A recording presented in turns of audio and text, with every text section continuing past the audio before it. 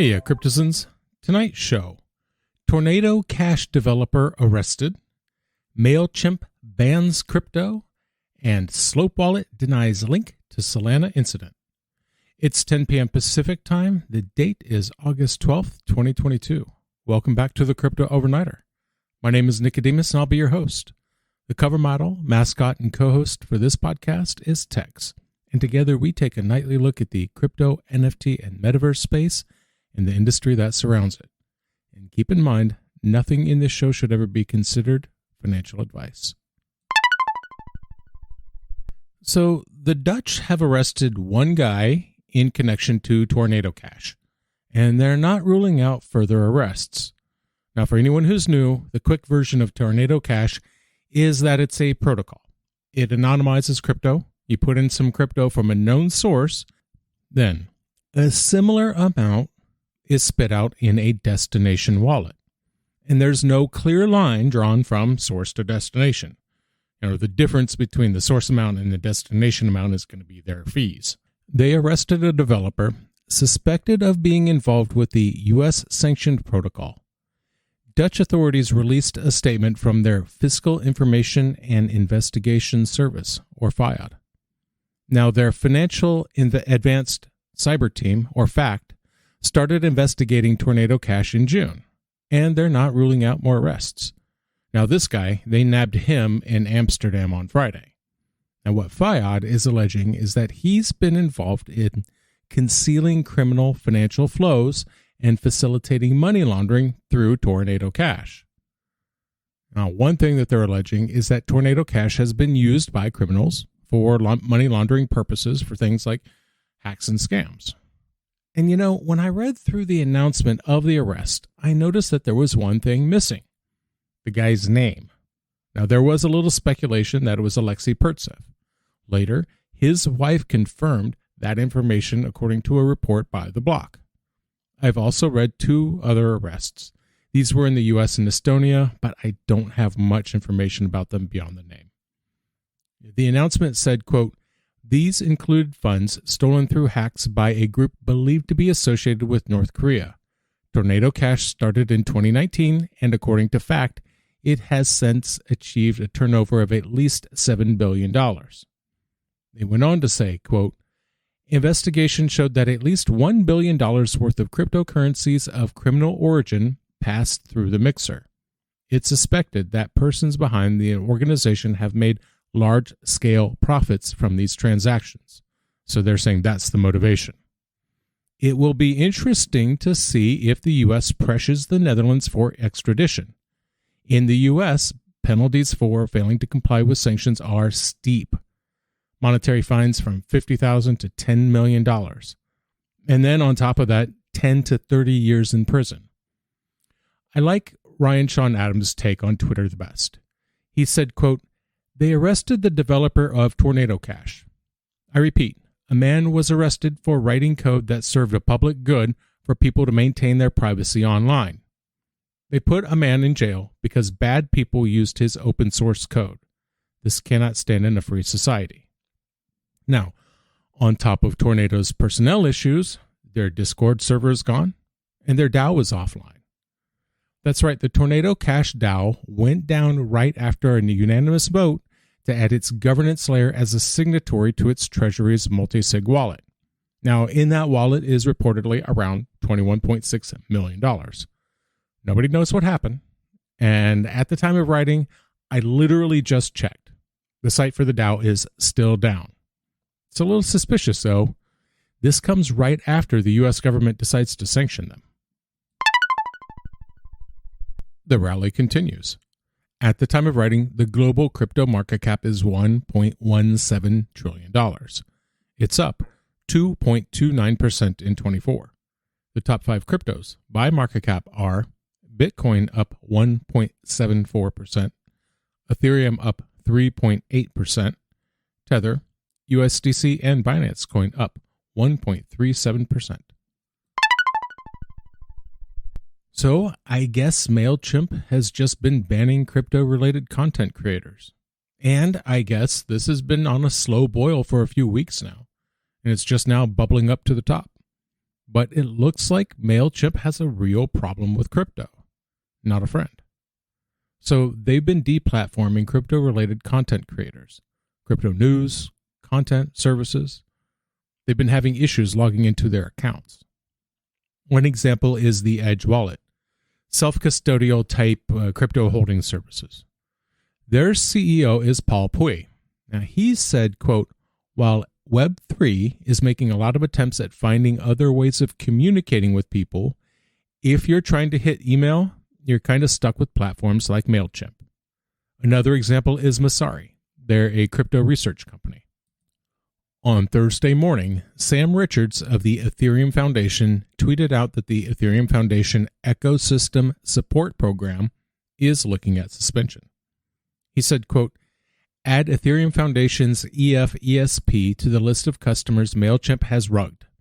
Anyone have good recommendations for email subscription services with solid API integrations, or any that don't pull the plug on paying customers without any notification or justification? Ocarina is an NFT artist. She was getting ready to send out an email blast about an upcoming NFT drop. Denied, same as everyone else. She got a little bit of an explanation. Quote, because the content associated with your industry conflicts with our acceptable use policy. Jesse Friedland is the founder of the NFT collection Crypto Goons. He tweeted that Mailchimp banned him on August 5th. Quote, apparently there's too much risk servicing companies involved in crypto, despite applying as an apparel brand. Extremely disappointing. And he shared a screenshot of the email that he got from Mailchimp.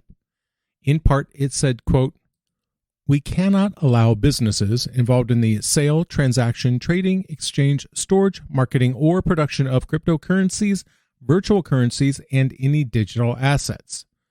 So there it is, right? The cause of these alleged service violations. So if you go to the Mailchimp website and you look at the acceptable use policy, as referenced in Ocarina's suspension, you'll see a clause there. It says Mailchimp prohibits content around, quote, cryptocurrencies, virtual currencies, and any digital assets related to an initial coin offering. And the reason is, quote, higher than average abuse complaints. Now, this was updated in May of last year. I don't think it's related, but last year, Intuit bought Mailchimp. I don't think it's related because this isn't the first time that Mailchimp's gone after crypto-related content. They've been doing it since 2018. And in 2018, they said, quote, cryptocurrency-related information isn't necessarily prohibited and can be distributed so long as the sender isn't involved in, quote, the production, sale, exchange, storage, or marketing of cryptocurrencies. Now, we've heard from a lot of people on this. One voice I don't think we've heard from yet is Mailchimp itself.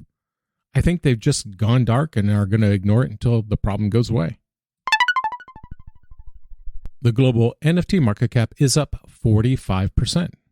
Sales volume is down 9.12% in 24 hours. According to CoinMarketCap, the top 5 NFT collections by sales volume are CryptoPunks, followed by Otherdeed, Mutant Apes, Pudgy Penguins, and Moonbirds. Keep in mind, some of these collections have very volatile prices, so do your own research. Slope Finance said there's no link between their product and the multi-million-dollar Solana theft. Now, they are saying that there is a security vulnerability in the wallet, but they're denying that there's any evidence linking that security flaw to the hack. Now, this runs counter to Solana Labs researchers. They blame the wallet's security issues as the cause of the $5 million hack. On Thursday, Slope issued a statement, and in that statement, they revealed they'd set up their own investigation. They ran this investigation in collaboration with TRM and auditors OtterSec and Slowmist. They said, quote, although there is no conclusive evidence from the auditors to link the Slope vulnerability to the exploit, its very existence put a lot of assets in danger. Now, according to Slope, they'll tell you that there's no conclusive evidence linking the vulnerability in their system directly to the hack. They're pointing to the fact that only 1,444 of its wallet addresses were drained in the attack, which I don't think that's the exoneration that they seem to think it is. Because just because all of the Slope wallets weren't drained doesn't mean it's not Slope's fault. The appropriate question is, were there any drained wallets that didn't have anything at all to do with Slope? And also, it's not quite accurate. According to Dune Analytics, there are over 9,000 affected wallet addresses.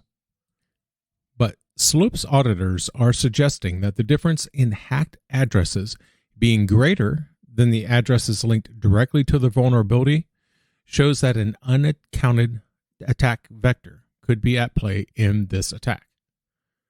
Now, Slope is saying their vulnerability was behind an encrypted server, that it required 3-factor authentication just to get access to the server.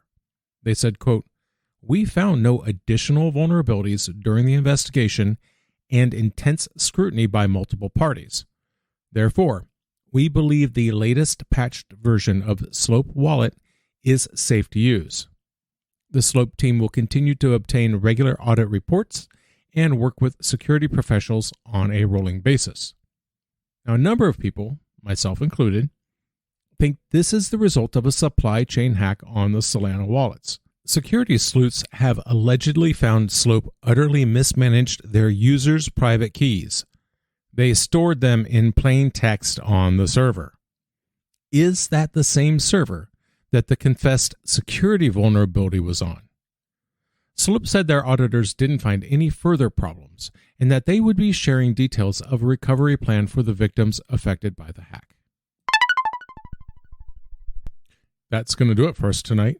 I want to thank you, my listeners, because when you stop listening, I will stop talking. Take care of yourselves, but take care of each other too. We'll see you tomorrow night.